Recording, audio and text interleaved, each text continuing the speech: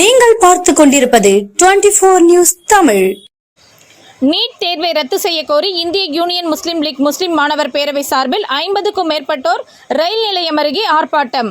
திருவள்ளூர் ரயில் நிலையம் அருகே ஏழை எளிய மாணவர்களின் கனவை சிதைக்கும் நீட் தேர்வை ரத்து செய்ய வலியுறுத்தியும், நீட் மற்றும் நீட் தேர்வில் நடைபெற்ற குளறுபடிகளை கண்டித்தும், தேசிய தேர்வு முகாமையை விசாரணைக்கு உட்படுத்த கோரியும், கல்வியை மாநில பட்டியலில் சேர்த்திட வலியுறுத்தியும் இந்திய யூனியன் முஸ்லீம் லீக் முஸ்லிம் மாணவ பேரவை சார்பில் சுமார் 50க்கும் மேற்பட்டோர் கலந்து கொண்டு கோஷங்கள் எழுப்பினர். இதில் நீட் தேர்வு ரத்து செய்ய வேண்டும், நீட் தேர்வில் நடைபெற்ற குளறுபடிகளை கண்டித்து பதாகைகள் ஏந்தி கோஷங்கள் எழுப்பப்பட்டது. இந்நிகழ்ச்சியில் சுமார் 50க்கும் மேற்பட்ட முஸ்லிம் மாணவர் பேரவையை சேர்ந்தவர் கலந்து கொண்டு ஆர்ப்பாட்டத்தில் ஈடுபட்டனர். முன்னெச்சரிக்கை நடவடிக்கைக்காக 10க்கும் மேற்பட்ட காவல்துறையினர் பாதுகாப்பு பணியில் ஈடுபடுத்தப்பட்டனர்.